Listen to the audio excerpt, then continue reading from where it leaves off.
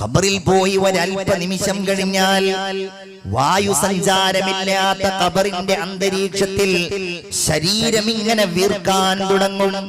അവിടെയുള്ള പ്രത്യേകങ്ങളായ വാതകങ്ങൾ ശരീരത്തിൽ പ്രവർത്തിച്ച് ശരീരം ഇങ്ങനെ വീർക്കാൻ തുടങ്ങും.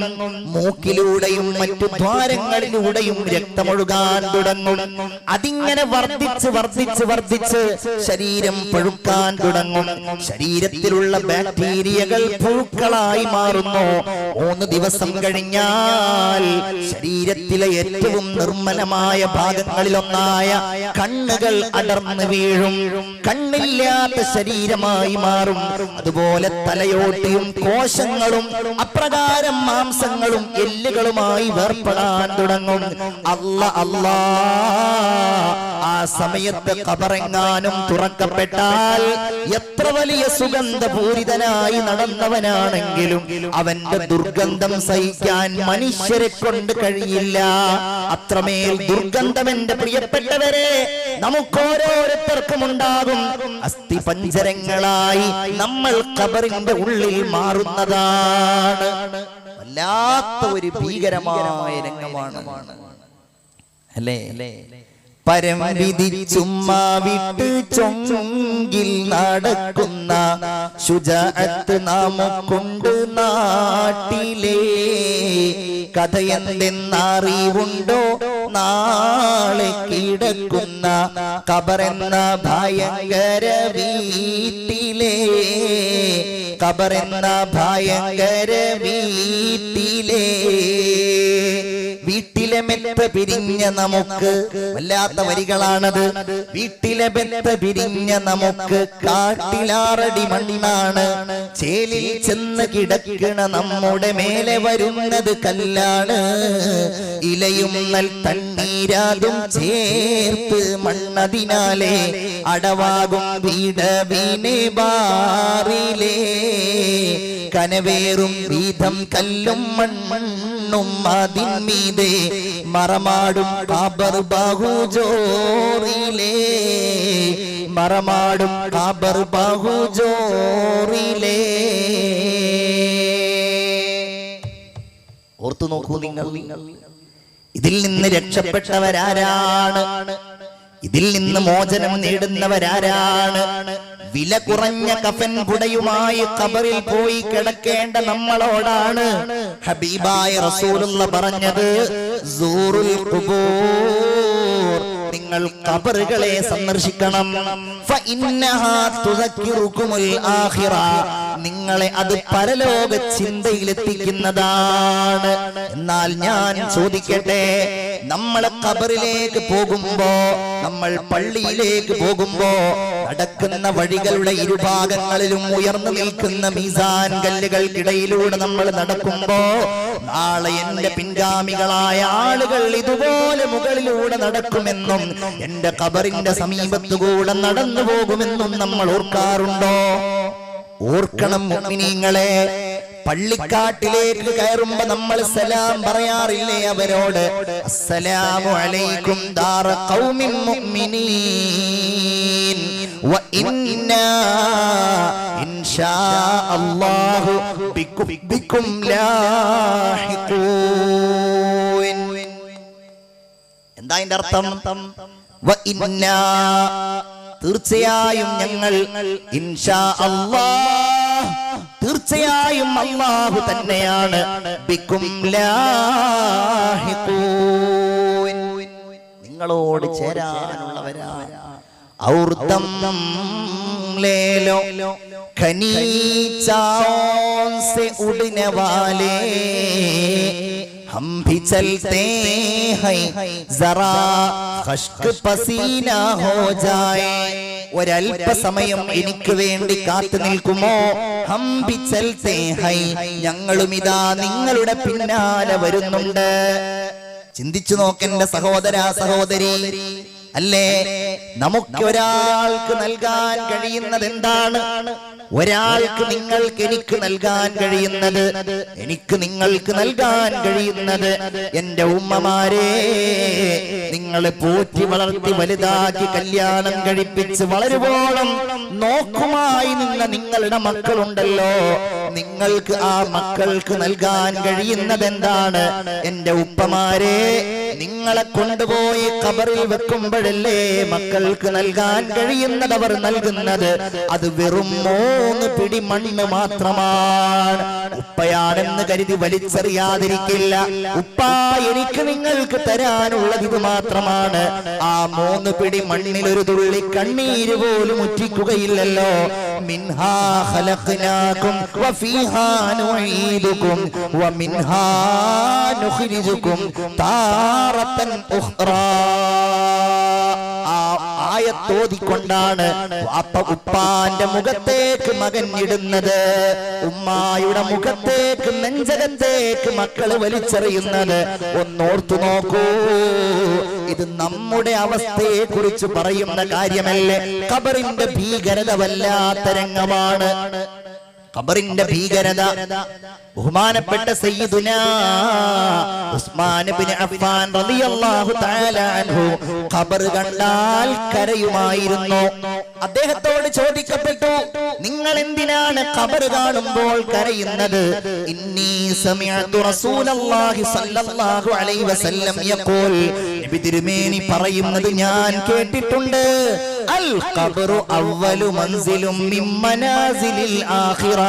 പരലോകത്തേക്ക് യാത്രയാകുമ്പോൾ അഭയം പ്രാപിക്കുന്ന ഭവനങ്ങളിൽ നിന്ന് ആദ്യത്തെ വീട് ഖബറിടമാണ്. ഫഇന്ന ജാമിൻഹു, അവിടെ ആരെങ്കിലും രക്ഷപ്പെട്ടാൽ ഫമാ ബഅദഹു ഐസർ, അതിനുശേഷമുള്ളത് എനിക്ക് എളുപ്പമായിരിക്കും. അവിടെ രക്ഷപ്പെട്ടില്ലെങ്കിലോ അതിനുശേഷമുള്ളത് പരാജയത്തിലുമായിരിക്കുമെന്ന നബിയുടെ വാക്ക് കേട്ടത് കൊണ്ടാണ് ഞാൻ ഇങ്ങനെ കരയുന്നതെന്ന് സയ്യിദുനാ ഉസ്മാൻ ഇബ്നു അഫ്ഫാൻ റളിയല്ലാഹു അൻഹു. അല്ലാഹു നമ്മെ കാത്തുരക്ഷിക്കുമാറാവട്ടെ. ഖബറിന്റെ ശിക്ഷയിൽ നിന്ന് അല്ലാഹു നമ്മെ കാത്തുരക്ഷിക്കുമാറാവട്ടെ. ഒന്നുകൂടി, വലിയ പണ്ഡിതനും സയ്യിദു താബിഈൻ എന്ന് അറിയപ്പെടുകയും ചെയ്യുന്നയാളാണ് ഹസനുൽ ബസരി റളിയല്ലാഹു തആല അൻഹു. സ്വഹാബികളിൽ അബൂബക്കർ സിദ്ദീഖ് റളിയല്ലാഹു തആല അൻഹുവിനുള്ള സ്ഥാനമാണ് പണ്ഡിതന്മാർ താബിഈകളിൽ ഈ മഹാന് നൽകിയിട്ടുള്ളത്. അദ്ദേഹം വലിയ വലിയായിരുന്നു, വലിയ സൂഫിയായിരുന്നു. യഹ്യയിൽ കാണാം, അദ്ദേഹം മുദരിസായിരുന്ന പള്ളിയുടെ സമീപത്ത് ഒരു സ്ത്രീ മരിച്ചു. എല്ലാവരും ആ സ്ത്രീയുടെ മയ്യത്തിന്റെ ജനാസയുമായി ബന്ധപ്പെട്ട ചടങ്ങുകളിൽ പങ്കെടുത്തു. ബഹുമാനപ്പെട്ട ഹസൻ റളിയല്ലാഹു തആല അൻഹുവും പങ്കെടുത്തു. അങ്ങനെ ജനാസയുമായി ഖബറടക്കാനുള്ള രംഗത്തിന് വേണ്ടി പോകുമ്പോ ആ കാലഘട്ടത്തിലെ പ്രസിദ്ധനായ ഫറസ്ദഖ് എന്ന് പറയുന്ന കവി അവിടെ സന്നിഹിതനായിരുന്നു. ഫറസ്ദഖ് ഒരു കവിയാണ്. അറബി സാഹിത്യം പഠിക്കുന്നവർക്കറിയാം. മദ്യപിച്ചുകൊണ്ട് മതോന്മത്തനായി സ്ത്രീകളുടെ വർണ്ണനകളെ കുറിച്ചും മറ്റുമൊക്കെയാണ് ഫറസ്ദഖ് ധാരാളം കവിതകൾ ചൊല്ലിയിട്ടുള്ളത്. മനോഹരമായ കാവ്യശില്പ ഭംഗിയുള്ള ഫറസ്ദഖിന്റെ കവിതകൾ സാഹിത്യത്തിൽ വളരെ പ്രസിദ്ധമാണ്. പക്ഷേ വ്യക്തി ജീവിതത്തിൽ ഫറസ്ദഖ് വളരെ മോശക്കാരനായിരുന്നു. ആളുകൾ പറഞ്ഞു, ഇന്ന് ജനങ്ങൾക്കിടയിൽ ഏറ്റവും നല്ലയാളും വന്നിട്ടുണ്ട്, ജനങ്ങൾക്കിടയിൽ ഏറ്റവും ചീത്തയാളും വന്നിട്ടുണ്ട് എന്ന് പറഞ്ഞു. ആരാ ഏറ്റവും നല്ലയാൾ? ഹസനുൽ ബസ്രി റളിയല്ലാഹു അൻഹു. ഏറ്റവും ചീത്തയാള് ഫറസ്ദഖിനെ കാണുന്നുണ്ട്, കള്ളു കുടിച്ച് ഇവനിങ്ങനെ ഇദ്ദേഹം ഇങ്ങനെ നടന്നു പോകുന്നത്. അങ്ങനെ എല്ലാവരും ഖബറിന്റെ അവിടെ എത്തി. ഖബറിന്റെ അവിടെ ഈ സ്ത്രീയെ ഇങ്ങനെ മറമാടാൻ പോകുന്ന സമയത്ത് ഫറസ്ദഖ് പാടുകയാണ്. എല്ലാവരും ഇങ്ങനെ സ്തബ്ധരായി നിൽക്കുമ്പോ അഖാഫു വറാഅൽ ഖബരി ഇല്ലം തുആഫിനി അശദ്ദ മിനൽ ഖബരി ഇൽതിഹാബൻ വഅളിയഖ ഇദാ ജാഅനി യൗമൽ ഖിയാമത്തി ഖായിദു അനീഫുൻ വസവാഖുൻ യസൂഖുൽ ഫറസ്ദഖാ ലഖദ് ഖാബ മിൻ ഔലാദി ആദമ മൻ മശാ ഇലൻ നാരി മഗ്ലൂലുൽ ഖലാദത്തി അസ്റഖാ. പെട്ടെന്ന് ഫറസ്ദഖിന്റെ ചിന്തകളിൽ നിന്ന് ഖബറിന്റെ ഭീകരമായ രംഗത്തെ കുറിച്ച് അല്ലാഹുവേ, എനിക്കെങ്ങാനും നീ മാപ്പ് ചെയ്തിട്ടില്ല എങ്കിൽ ഖബറിലെ ഭീകരത എന്തായിരിക്കും അല്ലാഹ്? ഫറസ്ദഖിനെ വലിച്ചു കൊണ്ടുപോകുന്ന രംഗം എന്തായിരിക്കും അല്ലാഹ്? ഇതങ്ങ് കേട്ടപ്പോഴേക്ക് മുഅ്മിനീങ്ങളെ, ആ സദസ്സിലുണ്ടായിരുന്ന മുഴുവൻ ആളുകളും ഏങ്ങലടിച്ച് കരഞ്ഞുപോയി. ബഹുമാനപ്പെട്ട ഹസനുൽ ബസരി പോലും കരഞ്ഞുപോയി.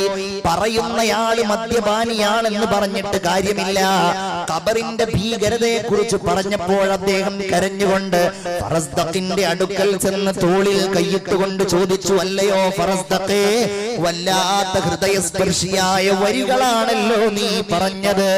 മാ അഅദത്ത ലിഹാദൽ യൗമിർ റഹീം, ഈ ഭീകരമായ ദിവസത്തിന് വേണ്ടി, ഖബറിലെ ഏകാന്തതയ്ക്ക് വേണ്ടി എന്താണ് ഫറസ്ദഖേ നിങ്ങൾ തയ്യാറാക്കിയിട്ടുള്ളത് എന്ന് ചോദിച്ചു. അപ്പോഴും ഫറസ്ദഖിനൊരു തമാശ, ലാ ഇലാഹ ഇല്ലല്ലാഹ് മുൻദു 60 ആമാ, ഞാൻ 60 വർഷമായി ലാ ഇലാഹ ഇല്ലല്ലാഹുമായി നടക്കുന്നയാളാണെന്ന് ഫറസ്ദഖ് പറഞ്ഞതായിട്ട് ചരിത്രത്തിൽ നമുക്ക് കാണുവാൻ കഴിയും. എന്റെ പ്രിയപ്പെട്ട സ്നേഹിതന്മാരെ, ഖബറിന്റെ ഉള്ളിലേക്ക് ഒരു മനുഷ്യനെ കൊണ്ടുപോയി വെക്കുമ്പോൾ ആ മനുഷ്യന്റെ ഈമാനിനനുസരിച്ച് ഖബറിനുള്ളിൽ അവന് ഗുണം ലഭ്യമാവുന്നു. അതില്ലാത്തതനുസരിച്ച് അവന് അല്ലാഹുവിന്റെ അടുക്കൽ നിന്ന് ശിക്ഷ അനുഭവിക്കുവാനും കഴിയുന്നു. 1-2 ഹദീസുകൾ ഞാൻ നിങ്ങളുടെ ശ്രദ്ധയിൽ കൊണ്ടുവരികയാണ്. നമ്മളൊക്കെ ഖബറിന്റെ കൗതുകങ്ങൾ കാണുന്നവരാണല്ലോ, ഖബറിന്റെ കൗതുകങ്ങൾ കാണുന്നവരാണല്ലോ. എന്നാൽ ഒന്നാമതായി നമ്മൾ അറിയേണ്ട ഒരു കാര്യം, നമുക്കൊരാളെ ഖബറടക്കേണ്ട രംഗമുണ്ടായാൽ റസൂലുള്ള പറയുകയാണ്, ഇദ്ഫനൂ മൗതാകും വസത ഖൗമിൻ സ്വാലിഹീൻ, നിങ്ങളിൽ നിന്ന് മരണപ്പെട്ടു പോയ ആളുകളെ നിങ്ങൾ നല്ല ആളുകൾ കിടക്കുന്നിടത്ത് കൊണ്ടുപോയി കിടക്കുക. അല്ലാഹു തൗഫീഖ് ചെയ്യട്ടെ. നമ്മളുടെ പള്ളികളിലൊന്നും അതിനുള്ള സൗകര്യം ഉണ്ടായിക്കൂല, നമ്മുടെ ഭാഗ്യത്തിനനുസരിച്ചായിരിക്കും അത് വരിക. എന്തുകൊണ്ടെന്നാൽ ഫഇന്നൽ മയ്യിത യതഅല്ലാ ബിജാരിസൂ, കള്ളുകുടിയനാണെങ്കിൽ വ്യഭിചാരിയാണെങ്കിൽ ഈ വ്യക്തിക്ക് ഖബറിനുള്ളിൽ അനുഭവിക്കുന്ന ശിക്ഷ ഇവന്റെ അയൽക്കാരന് ബാധിക്കുമെന്ന് മുഹമ്മദ് മുസ്തഫ സല്ലല്ലാഹു അലൈഹി വസല്ലം. സ്വഹാബികൾ ചോദിച്ചു, വഹൽ യൻഫഉൽ ജാറുസ് സാലിഹു ഫിൽ ആഖിറ, അങ്ങനെയാണെങ്കിൽ ഒരു നല്ല അയൽവാസിയെയാണ് കിട്ടിയതെങ്കിൽ അതവന് ഉപകാരപ്പെടുമോ? അതേ, ഉപകാരപ്പെടും. റസൂലുള്ള ചോദിച്ചു, ഹൽ യൻഫഉ ഫിദ് ദുനിയാ, ദുനിയാവിൽ ആ വ്യക്തിക്ക് ഉപകാരപ്പെടുമോ നല്ല അയൽവാസി? ഉപകാരപ്പെടുമെന്ന് പറയേണ്ടതില്ലല്ലോ. കദാലിക യൻഫഉ ഫിൽ ആഖിറ, അങ്ങനെയാണെങ്കിൽ അല്ലാഹുവിന്റെ അടുക്കൽ പരലോകത്തും ഈ വ്യക്തിക്ക് നല്ല അയൽവാസി ഉപകാരപ്പെടുമെന്ന് മുഹമ്മദ് മുസ്തഫ. എല്ലാവരും സ്വലാത്ത് ചൊല്ലൂ, മുഹമ്മദ് മുസ്തഫ. അല്ലാഹു തൗഫീഖ് ചെയ്യുമാറാകട്ടെ. അപ്പൊ അതൊരു ഭാഗ്യമാണ്. വേറെ ഒരു ഹദീസ് ഇങ്ങനെയാണ്, നിങ്ങൾ ഖബറിന്റെ ഉള്ളിലേക്ക് എത്തി നോക്കരുത്. ലാ തത്വലിഉ ഫിൽ ഖബർ, നിങ്ങൾ ഖബറിന്റെ ഉള്ളിലേക്ക് എത്തി നോക്കരുത്. ലാ തത്വലിഉ ഫിൽ ഖബർ, നിങ്ങൾ ഖബറിനുള്ളിലേക്ക് എത്തി നോക്കരുത്. നമ്മൾ ഖബറടക്കാൻ പോയ അങ്ങനെ ആയിരിക്കും, ഇത് വലുപ്പം കൂടുതലാണ്, ഇത് ആഴം കുറവാണ്, ഈ തടിയൻ എങ്ങനെയാണ് അതിന്റെ ഉള്ളിൽ കിടക്കുന്നത്, ഇങ്ങനെയൊക്കെ അഭിപ്രായം പറയുമ്പോ നമ്മൾ ഓർക്കണമല്ലോ. ഹബീബായ റസൂലുള്ള പറയുകയാണ്, ഫലഅസ അൻ തഹുല്ലൽ ഉഖദു ഫതറാ ഹയ്യതൻ സൗദാ മുതവഖതൻ ഫീ ഉനുഖിഹി. ഒരു പക്ഷേ ആ ഖബറിന്റെ ഉള്ളിൽ കിടക്കുന്ന മനുഷ്യന്റെ ശരീരത്തിൽ പെട്ടെന്ന് തന്നെ അവന്റെ ശിക്ഷ നടപ്പാക്കുന്നത് നിങ്ങൾക്ക് കാണുവാൻ കഴിഞ്ഞേക്കാം. അതുകൊണ്ട് ആ ശിക്ഷ അത്രമേൽ വേഗത്തിൽ അവന് ലഭ്യമാകുന്ന കാഴ്ച നിങ്ങൾ കാണേണ്ടി വന്നു കഴിഞ്ഞാൽ നിങ്ങളുടെ സ്വബോധവും നിങ്ങളുടെ ബുദ്ധിയുമെല്ലാം നഷ്ടപ്പെട്ടു പോകുമെന്നത് കാരണത്താൽ നിങ്ങൾ ഖബറിനുള്ളിലേക്ക് എത്തി നോക്കരുതെന്ന് മുഹമ്മദ് മുസ്തഫ സല്ലല്ലാഹു അലൈഹി വസല്ലം. നോക്കൂ നിങ്ങൾ, ഇന്നൽ മുഅ്മിന ഇദാ മാത, ഒരു സത്യവിശ്വാസിയായ ആള് മരിച്ചു കഴിഞ്ഞാൽ തജമ്മലത്തിൽ മഖാബിറു ലിമൗതിഹി, ഭൂമിയിലുള്ള മുഴുവൻ ഖബറടക്കപ്പെടുന്ന സ്ഥലങ്ങളും ഈ മനുഷ്യനെ സ്വീകരിക്കാൻ വേണ്ടി ഒരുങ്ങി നിൽക്കുന്നതാണ്. ഫലൈസ മിൻഹാ ബുഖഅത്തുൻ ഇല്ലാ വഹിയ തതമന്നാ അയ്യുദ്ഫന ഫീഹാ. ഭൂമിയിലുള്ള ഓരോ ഭാഗങ്ങളും എന്റെ സഹോദരി സഹോദരന്മാരെ, ആ മനുഷ്യന്റെ മയ്യിത്ത് എന്റെ മുകളിൽ എന്റെ ഇടയിൽ അടക്കപ്പെട്ടിരുന്നെങ്കിൽ എന്ന് മോഹിക്കും. എന്നാൽ വഇന്നൽ കാഫിറ ഇദാ മാത, ഒരു അവിശ്വാസിയാണ് മരിക്കുന്നത്, ഒരു നന്ദി കെട്ടവനാണ്, തെമ്മാടിയാണ് മരിക്കുന്നത്. അങ്ങനെയാണെങ്കിൽ അൽലമത്തിൽ മഖാബിറു ലിമൗതിഹി, ഇവന്റെ മരണം കാരണം ഖബറുകൾ മുഴുവൻ ഇരുട്ടിൽ മൂടുകയും അതിൽ നിന്നുള്ള ഓരോ ഭാഗവും അല്ലാഹുവിനോട് പടച്ചവനെ ഈ മനുഷ്യൻ ഇവിടെ ഖബറടക്കം ചെയ്യപ്പെടല്ലേ എന്ന് അല്ലാഹുവിനോട് പറയുകയും ചെയ്യുമെന്ന് മുഹമ്മദ് മുസ്തഫ സല്ലല്ലാഹു അലൈഹി വസല്ലം. ചിന്തിക്കണം, നമ്മൾ പേതിലാപ്പെടുക. ഏറ്റവും നല്ല മയ്യിത്തുകൾ അടക്കപ്പെട്ടത് ഏറ്റവും നല്ല കൂട്ടുകാർക്കിടയിലും ഏറ്റവും നല്ല അയൽക്കാർക്കുമിടയിലുമാണ്. അതാണ് മുഹമ്മദുർ റസൂലുള്ളാഹി സ്വല്ലല്ലാഹു അലൈഹി വസല്ലമ തങ്ങളുടെ പരിശുദ്ധമായ ആ റൗള നമ്മെ ബോധ്യപ്പെടുത്തുന്നത് അല്ലേ? നബിയുടെ അയൽവാസി അബൂബക്കർ റളിയല്ലാഹു അൻഹു ആണ്. പ്രവാചകന്മാർ കഴിഞ്ഞാൽ പിന്നെ അത്യുന്നതങ്ങളിൽ നിൽക്കുന്ന മനുഷ്യൻ. പിന്നെ ഉമറുൽ ഫാറൂഖ് റളിയല്ലാഹു അൻഹു ആണ്. നോക്കൂ നിങ്ങൾ, നല്ലവരങ്ങനെയാണ് അടുക്കുക. ബഹുമാനപ്പെട്ട വരക്കൽ മുല്ലക്കോയ തങ്ങൾ നവ്വറല്ലാഹു മർഖദഹു എന്ന മഹാന്റെ മഹത്തായ നേതൃത്വത്തിലാണല്ലോ സമസ്ത കേരള ജംഇയ്യത്തുൽ ഉലമയുണ്ടായത്. നമ്മുടെയൊക്കെ ഓർമ്മയുള്ള കാലഘട്ടം 4 പതിറ്റാണ്ട് കാലം കേരളക്കരയിൽ ഓടി നടന്ന് അഹ്ലുസുന്ന വൽ ജമാഅക്ക് വേണ്ടി യത്നിച്ച അല്ലാഹുവിന്റെ ഔലിയാക്കളിൽ ഉന്നതമായ സ്ഥാനം വഹിക്കുകയും ഒരുപാട് കറാമത്തുകൾ ജീവിതത്തിലും മരണത്തിലും കാണിക്കുകയും ചെയ്ത നമ്മുടെ ഉസ്താദുമാരുടെ ഉസ്താദായ ശൈഖുനാ ശംസുൽ ഉലമാ ഇ.കെ. അബൂബക്കർ മുസ്ലിയാർ നവ്വറല്ലാഹു മർഖദഹു മഹാനവറുകളും ഒരുമിച്ച് കിടക്കുന്നവരാണ്. കണ്ടില്ലേ? നല്ല അയൽവാസികളായിട്ട് അല്ലാഹു തആല അവർക്ക് അവസരം നൽകുകയാണ്. ചില ആളുകൾ നല്ല അയൽവാസികളുടെ ഇടയിൽ വരാനുള്ള സാധ്യത ഉണ്ടാവില്ല. അവരാണ് പ്രിയപ്പെട്ടവരെ ഏകരായി അല്ലാഹു തമ്പുരാന് വേണ്ടി ഏകരായി മറവിട്ട് കിടന്ന് വലിയ വലിയ മഖ്ബറകളിൽ അന്തി ഉറങ്ങുന്നത് വലിയ വലിയ മഹാന്മാർ. അല്ലാഹുവിന്റെ ഹബീബ് സല്ലല്ലാഹു അലൈഹി വസല്ലമ തങ്ങൾ അടക്കമുള്ള മഹാന്മാർ നമ്മെ ബോധ്യപ്പെടുത്തുന്ന കാര്യവും അതാണ്. നമ്മെ അങ്ങനെ താഴ്ത്തുന്ന ആരംഗം എന്നിട്ട് അവിടെ വെച്ച് പറയപ്പെടുമല്ലോ, അല്ലാഹുമ്മ ജാഫിൽ അർള അൻ ജംബി, അല്ലെങ്കിൽ അല്ലാഹുമ്മ ജാഫിൽ ഖബ്റ അൻ ജംബി. അല്ലാഹുവേ, ഖബറിന്റെ 2 ഭാഗങ്ങളും ഈ മനുഷ്യനിൽ നിന്ന് നീ അകറ്റണമേ. അതൊരു വല്ലാത്ത പ്രാർത്ഥന തന്നെയാണ്. എന്തുകൊണ്ടെന്നാൽ ഹബീബായ റസൂലുള്ളാഹി സ്വല്ലല്ലാഹു അലൈഹി വസല്ലം പറയുകയാണ്, ഹുദൈഫ റളിയല്ലാഹു അൻഹു നിവേദനം ചെയ്യുന്ന ഹദീസിൽ കാണാം, ഒരിക്കൽ ഞങ്ങൾ നബിയോടുകൂടെ ഒരു ജനാസ സംസ്കരണത്തിൽ പങ്കെടുത്തു. അവിടുന്ന് ആ ഖബറിന്റെ അവിടെ ഇരുന്നു. ഖഅദ അലാ ശിഖ്ഖിഹി, അവിടുന്ന് ആ ഖബറിന്റെ അവിടെ ഇരുന്നു. ഫജഅല യുറദ്ദിദു ബസറഹു ഫീ, ഇടയ്ക്കിടയ്ക്ക് ആ ഖബറിലേക്ക് നോക്കും, എന്നിട്ട് മുകളിലേക്ക് നോക്കും. അങ്ങനെ അങ്ങനെ നോക്കിക്കൊണ്ടിരുന്നു. അവിടുന്ന് പറയുകയാണ്, യുൽഗതു ഫീഹിൽ മുഅ്മിനു, ഏതൊരു മുഅ്മിനായ മനുഷ്യനാണെങ്കിൽ പോലും ആ മനുഷ്യൻ ഖബറിന്റെ ഉള്ളിൽ പരസ്പരം കൂട്ടിച്ചേർക്കപ്പെടും, പരസ്പരം കൂട്ടപ്പെടും. എത്രത്തോളം എന്ന് വെച്ചാൽ ആ ഖബറിന്റെ ഉള്ളിൽ നിന്ന് അവന്റെ ശരീരം കൂടുമ്പോ അവന്റെ വാരിയെല്ലുകൾ പരസ്പരം കോർക്കപ്പെടുകയും അത് മുറിക്കപ്പെടുന്ന ശബ്ദം ആകാശഭൂമികൾക്കിടയിൽ കേൾക്കപ്പെടുകയും ചെയ്യുമെന്ന് ഹബീബായ നബി മുഹമ്മദ് മുസ്തഫ സല്ലല്ലാഹു അലൈഹി വസല്ലം.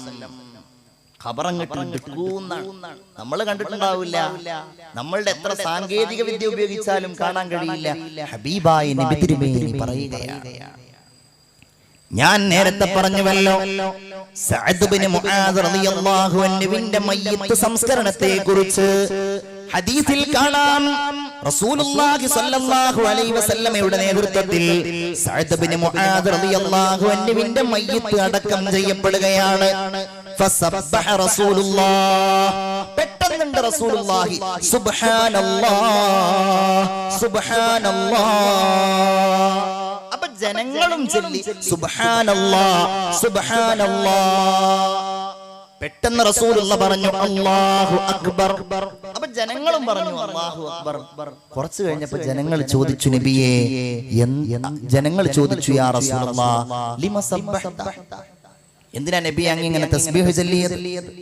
സഅദ് ഇബ്നു മുആദ് എന്ന അൻസ്വാരികളുടെ നേതാവായിരുന്ന, വളരെ ചുറുചുറുക്കുണ്ടായിരുന്ന പ്രവർത്തകൻ, സ്വഹാബികളിൽ അദ്വിതീയനും പ്രഗൽഭനുമായിരുന്ന ആ മഹാനായ മനുഷ്യനെ സംബന്ധിച്ച് റസൂലുള്ള പറയുകയാണ്, ലഖദ് തലായഖ അലാ ഹാദർ റജുലി സ്വാലിഹി ഖബറുഹു. ഈ നല്ല മനുഷ്യനെ പോലും ഖബർ ഇടുക്കി കളഞ്ഞു. നോക്ക് നിങ്ങൾ, റസൂലുള്ള പറയുകയാണ്, അങ്ങനെ ഞാൻ ദുആ ചെയ്തപ്പോൾ ആ ദുആ കൊണ്ട് അല്ലാഹു എന്നെ, ആ സഹോദരനെ രക്ഷിച്ചു. ലൗ നജാ മിൻ ലമ്മത്തിൽ ഖബരി അഹദുൻ, ഖബറിന്റെ ഇടുക്കലിൽ നിന്ന് ഏതെങ്കിലും ഒരു മനുഷ്യൻ രക്ഷപ്പെടുമായിരുന്നുവെങ്കിൽ ലനജാ സഅദ് ഇബ്നു മുആദ്, ഈ സഅദ് ഇബ്നു മുആദ് രക്ഷപ്പെടുമായിരുന്നു എന്ന് ഹബീബായ മുഹമ്മദ് മുസ്തഫ സല്ലല്ലാഹു അലൈഹി വസല്ലം. വേറെ ഒരു ഹദീസിൽ കാണാം, നബിയുടെ പ്രിയപ്പെട്ട മകളായ സൈനബ് റളിയല്ലാഹു അൻഹ വഫാത്തായി പോയി. നോക്കണം നിങ്ങൾ, സൈനബ് റളിയല്ലാഹു അൻഹ, നബിയുടെ ഏറ്റവും വലിയ ഒരു ദുഃഖം അതാണ്. നമ്മൾ പഠിക്കേണ്ട ഒരു കാര്യമാണ്. റസൂലുള്ളാഹിയുടെ ജീവിതത്തിൽ അവിടത്തേക്ക് വേണ്ട എല്ലാവരും വഫാത്തായി പോയി എന്നുള്ളതാണ് ജീവിതകാലം. മരണത്തിന്റെ ദുഃഖം വല്ലാത്ത ദുഃഖാണല്ലോ. നമ്മുടെ മുത്തുനബി ജനിക്കുന്നതിന്റെ മുമ്പേ വാപ്പല്യ വഫാത്തായി പോയി. ഉമ്മയില്ല ഒരവസരത്തിൽ മദീനയിൽ നിന്ന് സ്വഹാബികളുടെ കൂടെ റസൂലുള്ളാഹി തങ്ങൾ ഇങ്ങനെ യാത്ര ചെയ്യുകയാണ്. അവസാനം ഖബർ എന്ന് തോന്നിക്കുന്ന ഒരു ഭാഗത്ത് റസൂലുള്ള ഇരുന്നു. ഫബകാ, എന്നിട്ട് നബി തിരുമേനി അങ്ങ് കരയാൻ തുടങ്ങി. ഫബകാ, റസൂലുള്ളാഹിയുടെ കൂടെയുള്ള സ്വഹാബികളും കരഞ്ഞു. എന്തിനാണ് സ്വഹാബികളെ നിങ്ങൾ കരഞ്ഞത്? ബകൈത ഫബകൈനാ, അങ്ങ് കരഞ്ഞു അതുകൊണ്ട് ഞങ്ങളും കരഞ്ഞു. എന്തിനാണ് നിങ്ങൾ കരഞ്ഞത് നബിയേ? അവിടുന്ന് പറഞ്ഞു, ഹാദാ ഖബറു ഉമ്മി ആമിന, എന്റെ ഉമ്മയായ എന്റെ 6-ാം വയസ്സിൽ എന്നെ ഏകനായി കൊണ്ട് വിട്ടുപിരിഞ്ഞ എന്റെ ഉമ്മയുണ്ടല്ലോ, ആ ഉമ്മയുടെ ഖബറിടമാണിത്.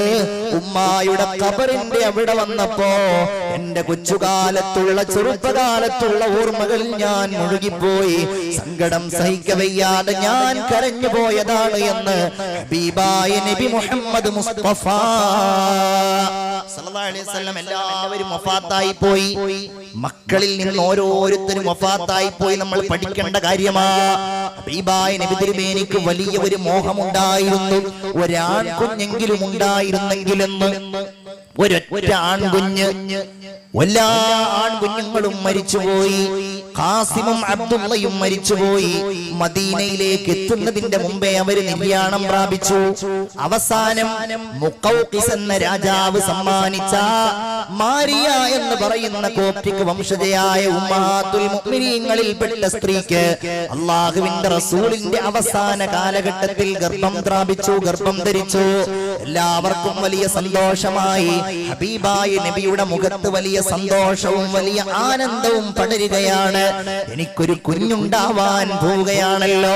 മാരിയാ ബീവിയെ പള്ളിയിൽ നിന്ന് കുറച്ചപ്പുറത്തുള്ള ഒരു മുന്തിരിത്തോട്ടത്തിൽ, ഈ തപ്പനയുടെ തോട്ടങ്ങൾക്കിടയിലുള്ള ഒരു വള്ളിക്കുടിൽ, മുന്തിരി വള്ളികൾ കൊണ്ടുണ്ടാക്കിയ ഒരു കുടിലിൽ കൊണ്ടുപോയി പാർപ്പിച്ചു. ഗർഭിണിയായ തന്റെ പ്രിയതമയെ കാണാൻ പോകും. രാവിലെയും വൈകുന്നേരവും അവിടെ കണ്ടുകൊണ്ട് റസൂലുള്ളാഹിയുടെ വാർദ്ധക്യത്തിലേക്ക് അടുക്കുന്ന പ്രവാചകന്റെ മുഖത്ത് വല്ലാത്ത സന്തോഷമാകും. അവസാനം മാരിയത്തുൽ ഖിബ്തിയെ പ്രസവിച്ചു. റസൂലുള്ളാഹിയുടെ മുഖത്ത് വലിയ സന്തോഷമുണ്ടായല്ലോ. ഇബ്രാഹിം എന്ന കുഞ്ഞിന് പേര് ലഭിച്ചു. അവിടുത്തെ പ്രവർത്തനത്തിൽ ചടുലതയും താളവും കൈവന്നു. ഇടക്കിടക്ക് മകനെ പോയി കാണും. ഒഴിവ് കിട്ടുമ്പോ തന്റെ പ്രിയപ്പെട്ട മകന്റെ പാൽ പുഞ്ചിരിയിൽ ലയിച്ചവിടുന്ന് നിൽക്കും. ആയിഷ ബീവിയോട് കൂടെ പോയിട്ട് ചോദിക്കും, ആയിഷ എങ്ങനെയുണ്ട് ഇബ്രാഹിം? എന്റെ ചുണ്ടുകൾ തന്നെയല്ലേ, എന്റെ കണ്ണുകൾ തന്നെയല്ലേ, എങ്ങനെയുണ്ട് ആയിഷ എന്ന് ചോദിക്കും. ബഹുമാനപ്പെട്ട റസൂലുള്ളാഹിയെ ദുഃഖഭരിതനാക്കിക്കൊണ്ട് ബഹുമാനപ്പെട്ട ഇബ്രാഹിം എന്ന കുഞ്ഞവിടുത്തെ 2ാമത്തെ വയസ്സിൽ മരണപ്പെടുകയാണ്. എത്രമേൽ വലിയ ദുഃഖമാ. അങ്ങനെ ഹബീബായ നബിയുടെ ജീവിതത്തിൽ കുഞ്ഞുങ്ങൾ വഫാത്തായി പോയി. സൈനബ് റളിയല്ലാഹു അൻഹ വഫാത്തായപ്പോ റസൂലുള്ളാഹിയുടെ മുഖം ഫറഅയ്നാ മുഹ്തമ്മൻ ശദീദൽ ഹുസ്നി. റസൂലുള്ളാഹി ദുഃഖം കഠിനമായ അവസ്ഥയിലാണ് ഞങ്ങൾ കാണുന്നത്. എത്ര വലിയ സങ്കടമുണ്ടാകും ആ മഹാനായ മനുഷ്യന്. കാരണം ഉമ്മ ചെറുപ്പത്തിലെ മരിച്ചുപോയി. സൈനബിന്റെ വിവാഹവുമായി ബന്ധപ്പെട്ട് ഒരുപാട് ബുദ്ധിമുട്ടുകൾ സഹിച്ചിട്ടുണ്ടായിരുന്നു സൈനബ്. അങ്ങനെ ദുഃഖപൂരിതനായിട്ട് റസൂലുള്ള ഖബറിലേക്ക് വരികയാണ്. ഫഖഅദ അലൽ ഖബരി ഹനീഅതൻ. ബഹുമാനപ്പെട്ട റസൂലുള്ള ഖബറിന്റെ സമീപത്തിരുന്നു. വജഅല യൻദുറു ഇലസ്സമാ. എന്നിട്ട് ഇങ്ങനെ മാനത്തേക്ക് നോക്കും. കുറച്ചു കഴിഞ്ഞപ്പോ ഖബറിന്റെ ഉള്ളിൽ ഇറങ്ങി. ഞങ്ങൾ നോക്കിയപ്പോ വിതുമ്പുന്നു റസൂലുള്ള. അവിടുത്തെ മുഖം ഇങ്ങനെ ആകെ വിവർണമായിരിക്കുന്നു. ഞങ്ങൾ നോക്കിയപ്പോൾ ആ ഖബറിന്റെ ഉള്ളിൽ നിന്ന് റസൂലുള്ള സന്തോഷത്തോടുകൂടെ പുറത്തു വരികയാണ്. ഞങ്ങൾ ചോദിച്ചു, നബിയെ എന്താണ് ഇങ്ങനെ ദുഃഖിച്ചതും സന്തോഷിച്ചതും? അവിടുന്ന് പറഞ്ഞു, കുന്തു അദ്കുറു ലീഖൽ ഖബരി വഗമ്മഹു വളുഅഫ സൈനബ. സൈനബിന്റെ പ്രയാസം, സൈനബ് വളരെ ബലഹീനയാണ്. ഈ ഖബറിനെ എടുക്കാൻ മാത്രമുള്ള ആരോഗ്യമൊന്നും എന്റെ പുന്നാര മകൾക്കില്ലല്ലോ. അതെനിക്ക് വലിയ സങ്കടമായി തോന്നി. ഞാൻ അല്ലാഹുവിനോട് ദുആ ചെയ്തു, റബ്ബേ എന്റെ മകളായ സൈനബ് പാവമാണ്, സൈനബിനെ താൽക്കാലികമായി അതിൽ നിന്ന് നീ രക്ഷപ്പെടുത്തണേ എന്ന് ഞാൻ ദുആ ചെയ്തു.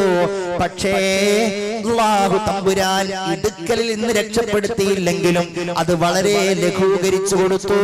വലാകിൻ ലഅതഹാ ലഗ്തതൻ സമിഅഹാ മൻ ബൈനൽ ഖാഫിഖൈൻ ഇല്ലൽ ഇൻസു വൽ ജിന്നു. ജിന്നുകളും ഇൻസുകളുമല്ലാത്ത എല്ലാ ജീവജാലങ്ങളും സൈനബിന്റെ ആ ശബ്ദം കേട്ടുവെന്ന് ഹബീബായ നബി മുഹമ്മദ് മുസ്തഫ സല്ലല്ലാഹു അലൈഹി വസല്ലം